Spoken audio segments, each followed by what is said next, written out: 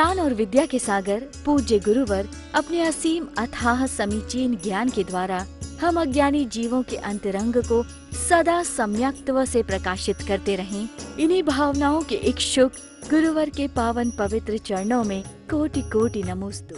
पहले से तैयारी रखोगे तो कभी भी सामने से कोई भी आक्रमण होगा तो उस आक्रमण में आप तैयार होने के कारण से उस आक्रमण को जीत लोगे। और जब आपके पास में कोई तैयारी नहीं है तो उस आक्रमण से आपके लिए घायल होना पड़ेगा, और ज्यादा आक्रमण हो गया तो मृत्यु भी हो सकती है। क्या समझे? अगर हमें पता होता है कि कोई आक्रमण होने वाला है और अगर हम तैयार होते हैं तो हम उस आक्रमण की तैयारी के कारण से उसको जीत सकते हैं। हमारे पास में अस्त्र हैं, शस्त्र हैं, कोई भी किसी भी तरीके से हमारे ऊपर आक्रमण करने आएगा, हम उस पर भी अस्त्र शस्त्र चला के अपना प्रतिकार कर लेंगे। तो वो अस्त्र शस्त्र पहले से अगर हमारे पास तैयार हैं तब तो हम बच जाएंगे। और नहीं, ऐसा तो कभी होता ही नहीं है, जब होगा जब देख लेंगे, और आपके पास कुछ है नहीं है, और जब सामने आ गया कोई तो उसने आपके लिए वार कर दिया, आपका काम तमाम हो गया, आपके पास कुछ था ही नहीं बचने को, बचाने को। यही स्थिति बनती है जब हमारे पास में पहले से ज्ञान नहीं होता, पहले से विचार नहीं होता, तो कोई भी जब हमारे से कुछ भी बुरा बोलता है, अपशब्द कहता है, तो उस समय पर हमारी तैयारी पहले से नहीं होने के कारण से हम उस पर टूट पड़ते हैं। हम बात को बुरा मान करके या तो हम उसी को बुरा कहेंगे, उसी को फिर से गालियां देंगे, या फिर हम उसी के लिए कुछ बुरा करने की सोचेंगे, और अगर उसका ना कर पाए तो हम फिर भीतर भीतर अपने मन में दुखी होते रहेंगे। दो ही काम है, या तो आदमी अपनी क्या बोलते हो भड़ास निकाल लेता है, तूने मारा, तूने बोला तो मैंने भी बोल दिया, और उस बोलने के बावजूद भी हो सकता है कि आप बोल करके भी दुखी हो जाओ। कई बार जिसको नहीं बोलना होता बोल भी जाता है कुछ, और बोलने के बाद में दुखी होता है, फिर सोचता है अरे उसने बोलना था, उसी को बोल लेने देते, अपन ने काहे को बोल दिया, ऐसा भी आता है। वही चीज यहां बताई जा रही है। आपके अंदर आक्रोश आया और उस आक्रोश में आपको यही विचार करना है कि उस आक्रोश को दिलाने वाले व्यक्ति में और मुझ में कुछ विशेषता है कि नहीं। क्या समझे? ये लिखा जा रहा है कि आपके अंदर क्षमा भाव तब आएगा जब आपको यह पता हो कि वो आक्रोश कराने वाला तो अज्ञानी है, उसके लिए तो आक्रोश कराने का एक अपना भाव है, लेकिन मुझे तो पता है कि मैं पहले से तैयार था, मुझे क्षमा भाव में रहना था, मुझे गुस्सा नहीं करना था, लेकिन फिर भी मैंने क्यों कर दिया, और कर दिया तो हम उसके बराबर हो गए। अगर नहीं करते तो कुछ विशेष बात रहती।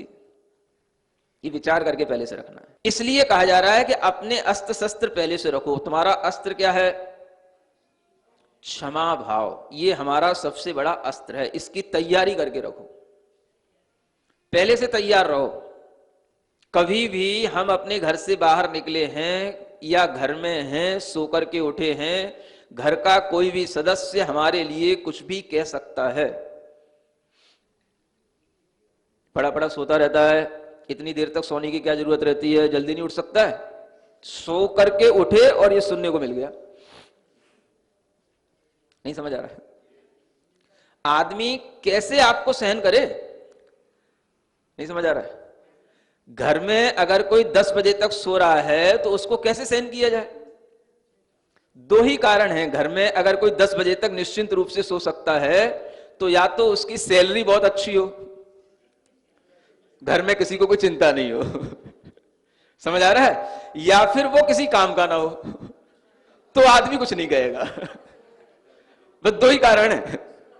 अगर आपको 10 बजे तक घर में सोना है तो दो ही कारणों से सो सकते हो, अन्यथा अगर ये दोनों कारण नहीं है आपके पास में तो नियम से मान के रखो, आप 10 बजे अगर किसी दिन सो के उठे तो आपको इतनी गालियां सुनने को मिलेंगी कि दोबारा सोने की हिम्मत नहीं करोगे।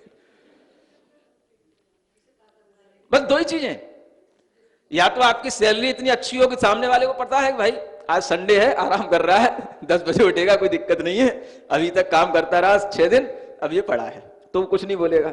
या फिर ये देख ले इसको उठने से भी कोई मतलब नहीं, उठ के उपद्रव और करेगा, इससे अच्छा है सोता ही रहे। बस दो ही काम है।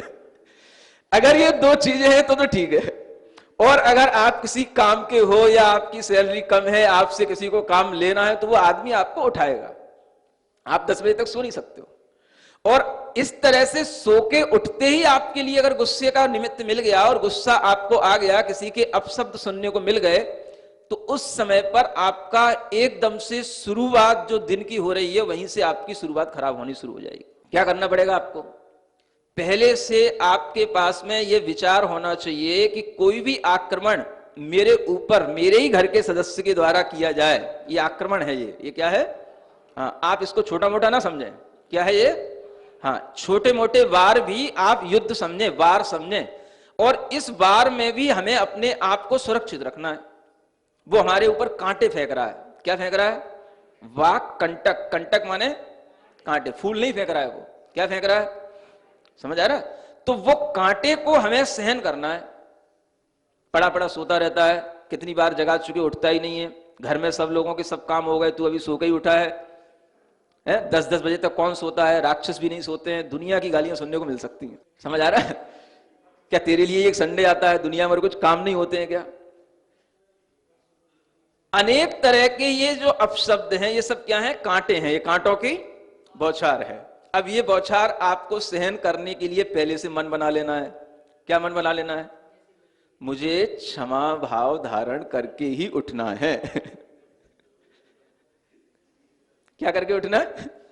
हाँ, तो जैसे ही आपकी नींद खुले आपको ये ध्यान में आ जाना चाहिए कि मेरे पास मेरा अस्त्र है। समझ आ रहा है? जैसे कोई योद्धा होता है ना, तो सबसे पहले उसे डर लगता है कि मुझे कोई भी युद्ध करेगा या कोई भी मेरे सामने आएगा तो मेरा औजार कहां है, मेरा अस्त्र कहां है। तो उठो, सबसे पहले क्या ध्यान में आए? क्षमा भाव। मेरा अस्त्र क्या है? क्षमा भाव। ये क्षमा भाव, क्षमा भाव, क्षमा भाव, उसको याद करो बस।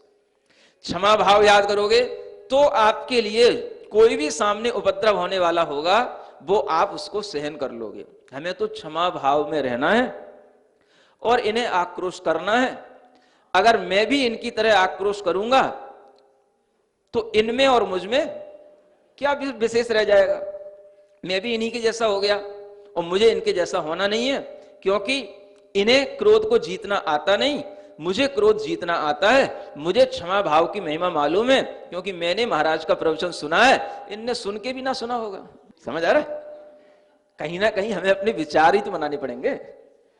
अगर ये विचार अपने अंदर आ गया तो वही क्षमा भाव से आपके अंदर उस ज्ञान के माध्यम से ये क्रोध जीतने में आ जाएगा। लेकिन ये तभी संभव है जब हम पहले से अपनी तैयारी रखें। हम अपने मन में सोचते नहीं है कि आज अगर हमारे लिए कोई गुस्सा करेगा, बुरा बोलेगा, तो मैं उसको बुरा नहीं बोलूंगा, मैं क्षमा कर दूंगा। मैं सोच के नहीं चलता हूं।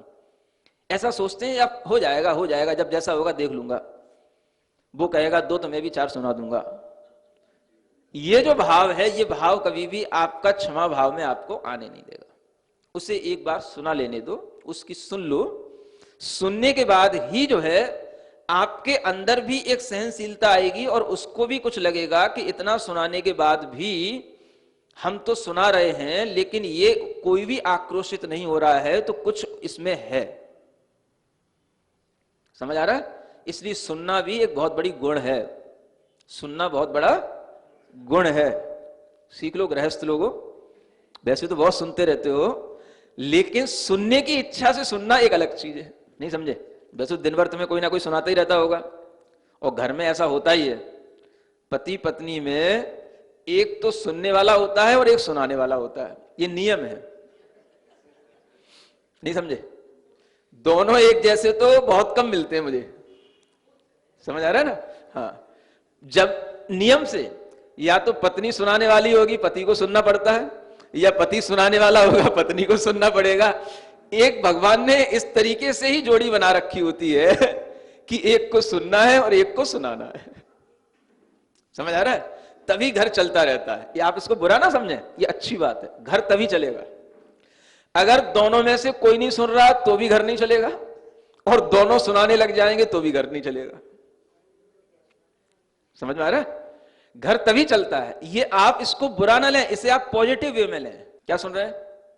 इसे आप सही समझे। प्रकृति का यह नियम ही है कि एक कोई तेज होगा, एक को सुनाने की आदत होगी और एक को सुनना पड़ेगा। ये आप खुद देख लो, चाहे अपने घर में देख लो, चाहे बगल के घर में देख लो, हर के घर में देख लो। समझ आ रहा है? तभी घर चलता है। और ये घर चलने के लिए भी आपके अंदर इसी तरीके की पॉजिटिविटी लानी पड़ती है कि हाँ ये ऐसा ही है, सहज है। अब तो ये सहज हो गया महाराज, 20 साल हो गए, अब तो सहज हो गया, तो आदमी उसी में खुश रहना भी सीख लेता है। अब उसको फिर कोई फर्क नहीं पड़ता। ये किससे आ गया? ये उसके अभ्यास से आ गया। समझ आ रहा है ना? तो जैसे आप इस तरह का अभ्यास कर रहे हैं, वैसे ही कोई दूसरा भी व्यक्ति अगर आपके लिए कुछ कहता है तो उसकी भी अभ्यास के लिए आपके पास में ज्ञान पहले से तैयार होना चाहिए। बस वो यहां ज्ञान की बात है और कोई चीज नहीं। अपनी कसायों को हम केवल ज्ञान से ही जीत सकते हैं और किसी चीज से नहीं जीत सकते। फिर आगे एक चीज और आचार्य कहते हैं, विचित्रई भव बंधई विप्रयोगे न चिकित्सति। एक बहुत अच्छी बात कही जा रही है कि अनेक प्रकार के संसार के बंधनों को बढ़ाने वाले जो हमारे अंदर अनेक प्रकार के कर्म हैं, उन सबकी चिकित्सा करने के लिए ये व्यक्ति हमारे सामने उपस्थित हुआ है। समझ में आ रहा? क्या सोचना उसके बारे में? जो अपने को गाली दे, जो अपना बुरा करे, जो अपने को गुस्सा दिलाए, उसके लिए क्या देखना? ये हमारी कर्मों की चिकित्सा करने के लिए उपस्थित हुआ एक बहुत अच्छा चिकित्सक है। इसके निमित्त से हमारे कर्म अत्यधिक झड़ेंगे।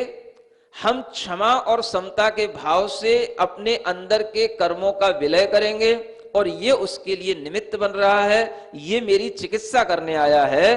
जो कर्म मेरे लिए पुराने संचित थे, असाता कर्म थे, उनके लिए यह बिल्कुल निष्क्रिय करने का एक निमित्त बन गया है। क्या देखना है आपको सामने वाले को? हाँ, ऐसे देखना है। समझ आ रहा है? चाहे सास बहू के बीच की बात हो, चाहे भाई भाई के बीच की बात हो, चाहे पति पत्नी के बीच की बात हो, है ना? अगर सब एक दूसरे को इस निमित्त से देखने लगे कि हमारे कर्मों की चिकित्सा करने के लिए ये बहू हमारे घर में आई है, ये हमारे कर्मों को दूर करने के लिए, कसायों को हमारे नाश करने के लिए ये निमित्त हमको मिला है, ऐसा पॉजिटिव वे में देखेंगे तो उस बहू के प्रति स्नेह भाव आएगा। क्या समझ आ रहा है? और नहीं तो जब से आई है तब से काम और बढ़ गया है। मैंने तो सोचा था कि कुछ करना धरना नहीं पड़ेगा, आराम मिलेगा। इसने तो क्लेश का पूरा एक समुंदर ही खड़ा कर रखा है। जब देखो घर में रोजाना नया नया क्लेश लेकर के बैठ जाती है। छोटी छोटी बातों पे लड़ाई करती है, छोटी छोटी बातों पर रूठ जाती है। बस ये क्लेश के कारण से नाक में दम कर रखा है। समझ आ रहा है? अब आप उसको गुस्सा करोगे, आपके अंदर अगर उसके प्रति स्नेह नहीं रहेगा, आप उसको एक अच्छे चिकित्सक के रूप में नहीं देखोगे, तो आपके अंदर का गुस्सा कभी कम होने वाला नहीं है। अब मन में क्या विचार आएगा? एक क्षण के लिए तो आ जाएगा, हाँ चलो ठीक है, लेकिन महाराज बात बनती नहीं है, उसे काम तो करना चाहिए, वो काम करती नहीं है। समझ आ रहा है ना? अब काम उसे करना चाहिए, करती नहीं है, तुम्हें उससे क्या लेना देना? तुम्हारा काम क्या है? तुम अपना काम कर लो। अगर वो तुमसे ये भी कह दे कि मैं तुम्हारी नौकरानी नहीं हूं, तुम अपना काम खुद कर लो, तो क्या दिक्कत है तुम्हें? सुन लो, इतना भी सुन लो। नहीं समझे? ऐसा कहते सुन लो महाराज, बहू होकर के हमें जवाब दे देती है। अब बहू नहीं जवाब देगी तो कोई दूसरे पड़ोसी की बहू जवाब थोड़ी ना देगी। तुम्हारी बहू तो जवाब देगी, तुम्हारी है तो तुम्हारी दे देगी, दूसरे की क्या हिम्मत पड़ी? समझ आ रहा है ना? तो जो आपने पहले उससे अपना संबंध बनाया है, उस संबंध में वो हो सकता है आपकी परीक्षा ले रही हो, क्योंकि आप बहुत दिनों से मंदिर जा रही थी, बहुत दिनों से महाराज के प्रवचन सुन रही थी, वो हो सकता है पढ़ी लिखी आई हो, थोड़ी परीक्षा ले रही हो आपकी। यही सोच लो, आपको उसकी परीक्षा में भी अव्वल नंबर लाना है? अगर आपके मन में यह विचार चलेगा तो आप उस बहू के प्रति पॉजिटिव हो जाओगे। समझ आ रहा है? लेकिन आप सोचो, घर में इतने निमित्त मिलते हैं गुस्सा करने के कि जिनसे हम स्नेह करते हैं उन्हीं से हमको गुस्सा आने लग जाता है, और जो दूसरे घर के हैं बहू बेटी बन करके आए हैं, वो तो और हमारे लिए इतने क्लेश के कारण हो जाते हैं कि उनको देखते से ही हमारे मन के अंदर इतना क्रोध पैदा हो जाता है कि फिर ऐसा लगता है कि ये तो पहले कम से कम बेटा तो अपना था, बेटा अपनी बात सुनता था, अब ये बेटा भी बात नहीं सुनता। समझ आ रहा है? ये भी अब कहें किससे?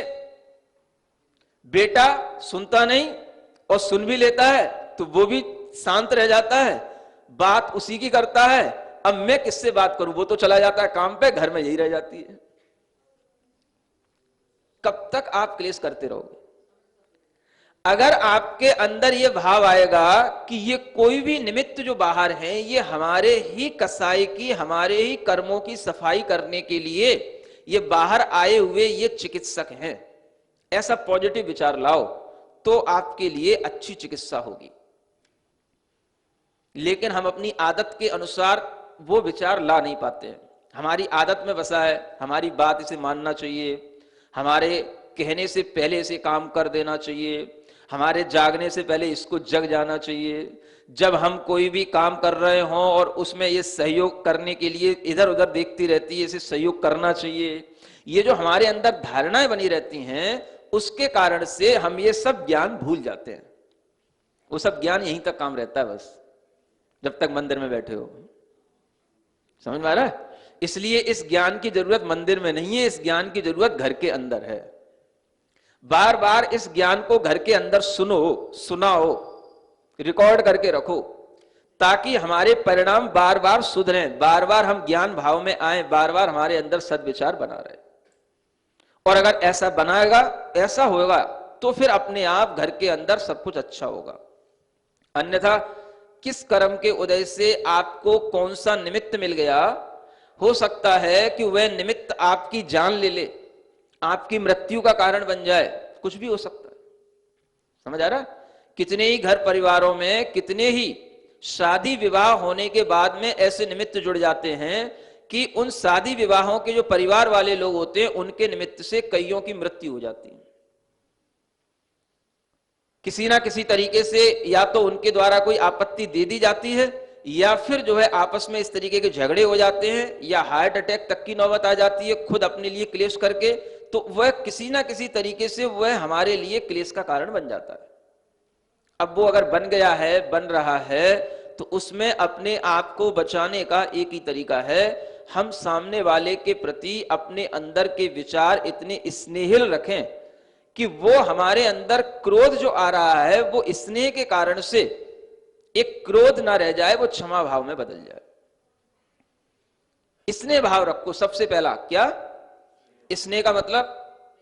अपनी ही तो बहू है, हमने ही तो उसका रिश्ता बनाया था। जब 2 साल तक अच्छी चली तब तक तो अच्छी लगती रही, अब 4 महीने से उसने कहना मानना बंद कर दिया तो अब दुश्मन लगने लगी। तो जैसे पहले स्नेह करते थे अब ऐसे अब स्नेह करो।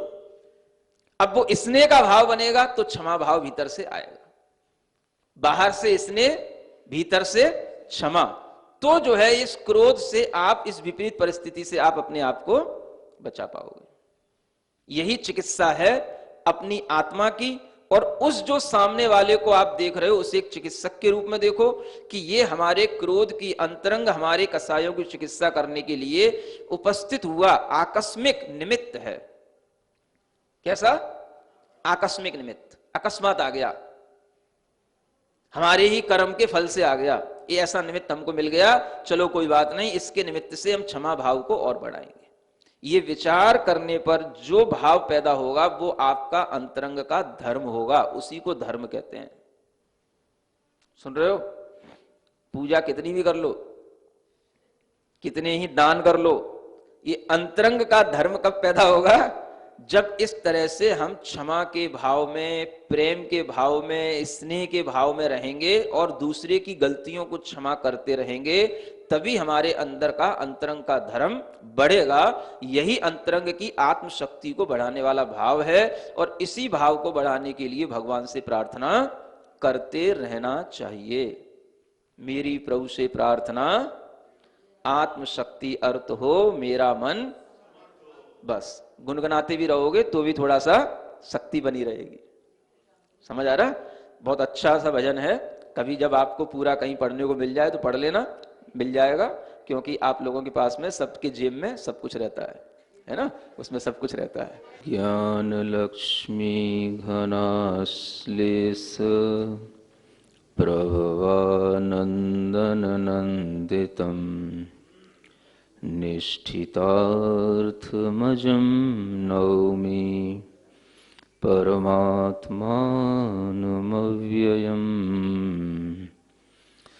आचार्य शिवचंद्र देव विरचित ज्ञानार्णव ग्रंथराज में कसायों की निंदा का जो प्रकरण चल रहा है,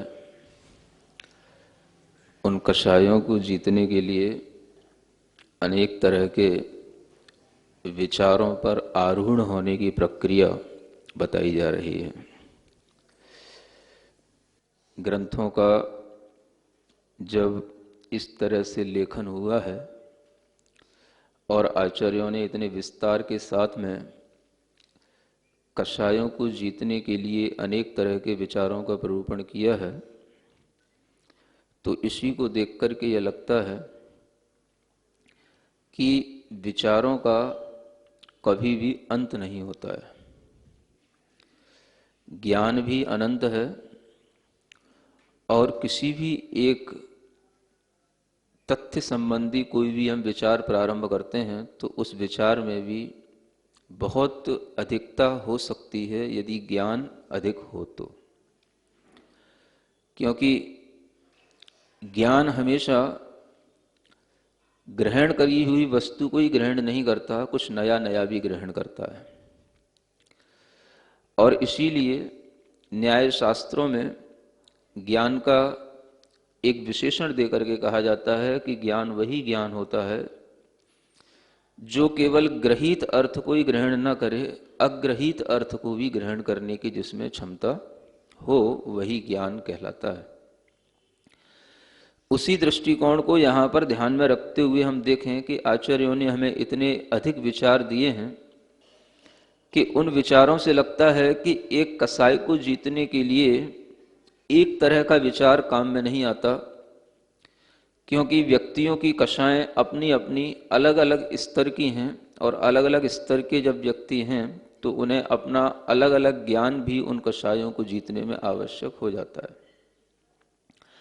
क्या पता किसके लिए कितनी तीव्रता के साथ में वह कषाय का उदय हो, क्या पता किसके लिए कितना प्रतिकूल निमित्त कभी भी मिल जाए, और वह हर कैसा भी निमित्त हो, उस निमित्त को जीतने के लिए उसके मन में उस तरह का विचार होना ही चाहिए, यह बताने के लिए यहाँ पर भरसक प्रयत्न किया जा रहा है। 4 कषायों में से सबसे ज्यादा प्रयत्न किया जा रहा है क्रोध कषाय की शांति के लिए। अगर हम पूरा का पूरा प्रकरण देखें तो क्रोध कषाय की शांति के लिए बहुत लिखा हुआ है, मान के लिए उससे कम लिखा है, माया के लिए उससे कम लिखा है और लोभ के लिए और कम लिखा हुआ है। समझ आ रहा है? और जब हम सिद्धांत के अनुसार देखें तो क्रोध कषाय पहले शांत हो जाता है, मान बाद में शांत होता है, माया बाद में शांत होती है और लोभ तो सबसे अंत में शांत होता है।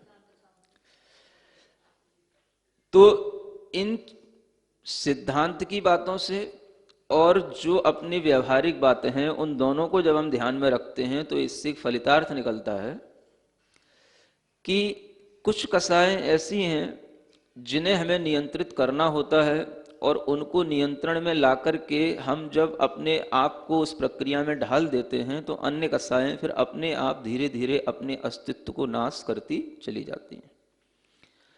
हर चीज को नष्ट करने के लिए हमें जो बाहरी पुरुषार्थ करना पड़ता है वो बाहरी पुरुषार्थ केवल क्रोध कषाय के साथ करना है और बहुत बहुत मान कषाय के साथ।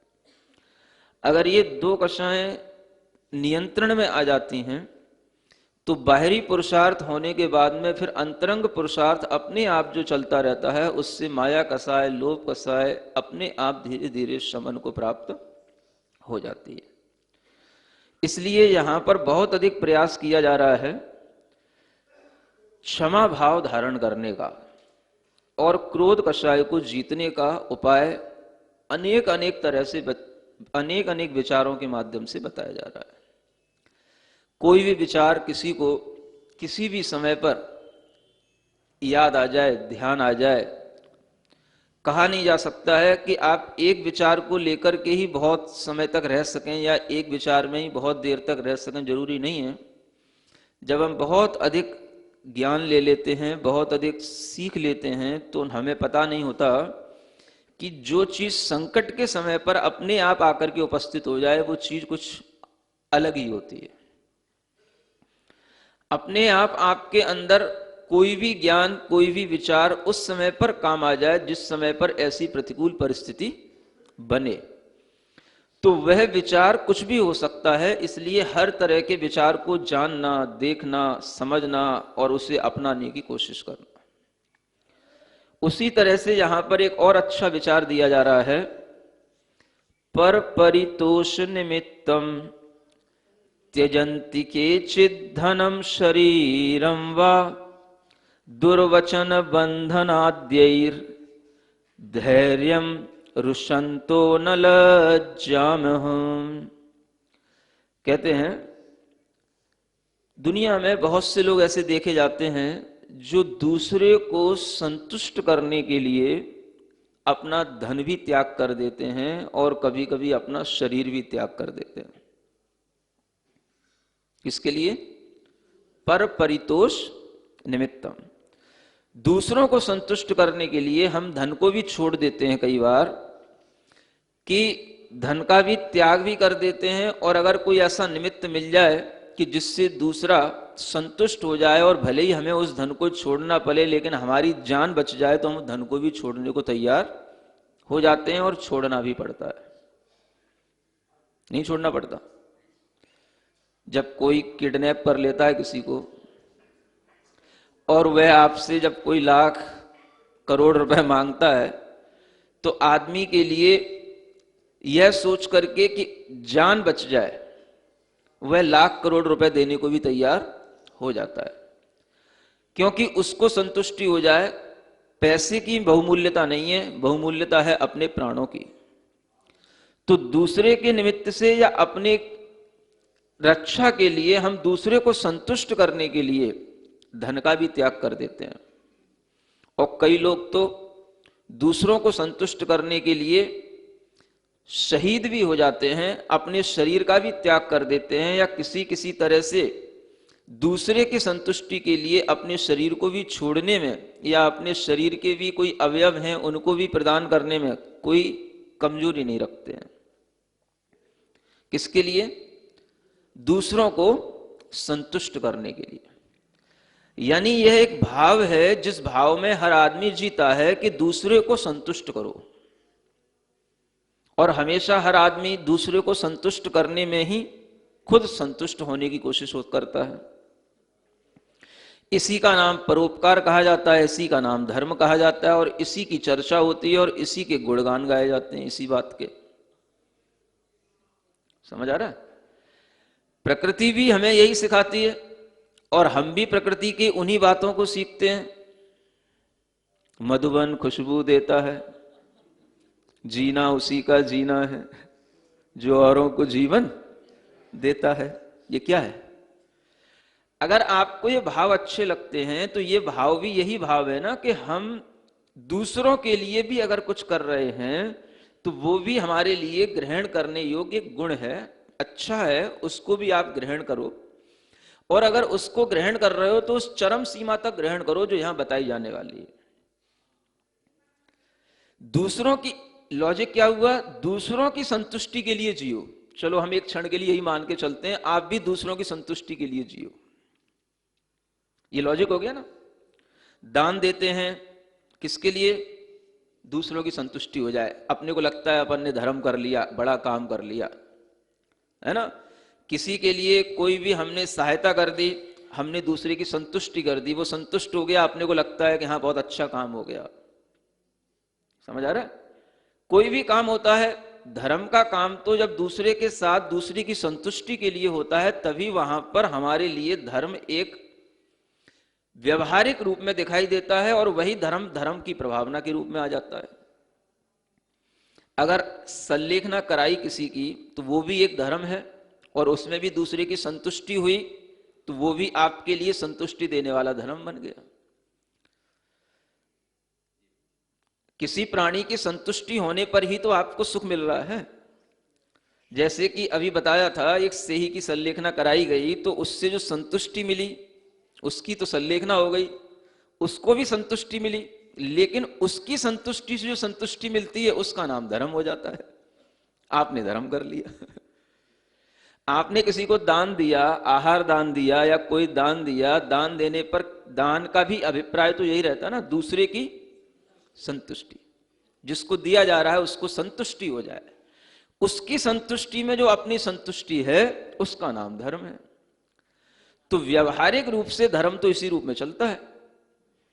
तो जो न्याय बना वो यही बना कि दूसरे के संतोष के लिए, दूसरे के संतुष्टि के लिए जो कुछ भी आदमी त्याग करता है वह उसके लिए एक धर्म हो जाता है, और उसको वह जब बढ़ाता चला जाता है तो अपने धर्म की वृद्धि भी करता चला जाता है। तो आखिर जब भी हम व्यवहार में होते हैं, जब हम एक से दो होते हैं या हमारे सामने कोई दूसरा आ जाता है, तो हम दूसरे के लिए अगर संतुष्टिदायक हो रहे हैं तो हमारा भी धर्म अच्छा चल रहा है, उसका भी धर्म अच्छा चल रहा है। अब कभी कंडीशन ये बने कि दो में से एक आपके लिए कुछ बुरा व्यवहार करे, लेकिन आपको क्या देखना है, आपको अपना धर्म का पालन करना है, तो आपके लिए यही भाव होना चाहिए कि दूसरे को संतोष मिले। अभी तक हमने धर्म क्या किया, दूसरे के संतोष के लिए किया।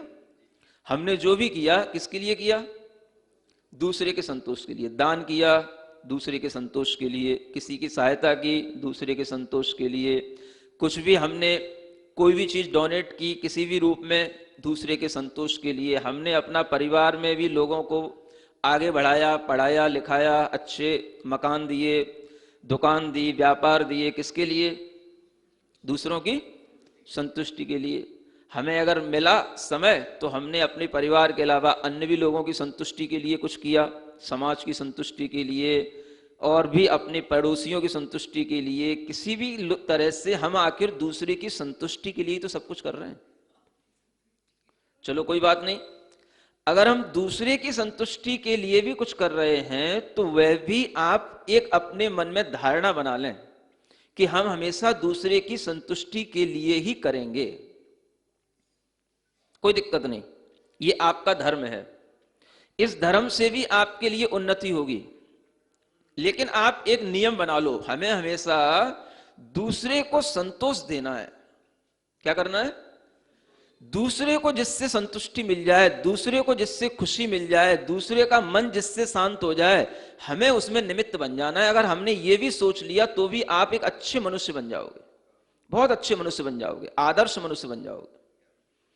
आपका हृदय हमेशा दूसरे के प्रति निर्मल रहेगा, दया की भावनाओं से भरा रहेगा, विनम्र रहेगा, और कभी भी आप अगर इस एक अभिप्राय को नहीं छोड़ोगे तो आपके द्वारा कभी भी दूसरे को हानि नहीं पहुंचेगी।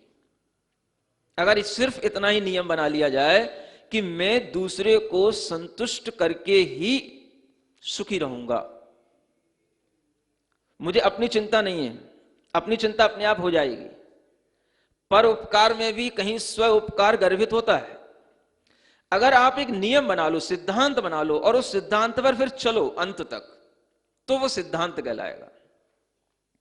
क्या समझे, एक सिद्धांत तो बनाओ, फिर बीच में हिलडुल मत करना, ढुलमुल पोजीशन नहीं होना चाहिए। एक सिद्धांत बना लो, हां, जिससे दूसरे को सुख मिले, दूसरे को अच्छा लगे, दूसरे के मन में तसल्ली हो जाए, वो काम हमें करना है। ठीक है, अच्छा है, ठीक है ना, पक्का बन गया सिद्धांत सबका, बना लिया, बीच में हिलना डुलना नहीं। पर परितोष निमित्तम, समझ आ रहा है। और ऐसे अनेक महापुरुष हो चुके हैं जिन्होंने दूसरों के संतोष के लिए बड़े बड़े धन का त्याग किया है, समझ आ रहा है। भामा शाह जैसे लोग हुए हैं जिन्होंने उस राजा के लिए कि जो बिल्कुल अब दैन्य अवस्था में आ चुका था और वह लड़ते लड़ते, देश के लिए लड़ते लड़ते दैन्य अवस्था में आ गया, तो उसकी सहायता करने के लिए अपना बहुत सारा धन भी उसको दे दिया। शरीर का भी त्याग करने वाले अनेक उदाहरण मिल जाते हैं। और अगर आप बहुत बड़ी चीजें ना समझते हो तो बहुत से लोग आज भी अंग प्रत्यंगों का दान करते हैं अपने शरीर के, तो कहीं ना कहीं दूसरे को संतोष के लिए ही तो करते हैं। ज्ञान और विद्या के सागर पूज्य गुरुवर अपने असीम अथाह समीचीन ज्ञान के द्वारा हम अज्ञानी जीवों के अंतरंग को सदा सम्यक्त्व से प्रकाशित करते रहें।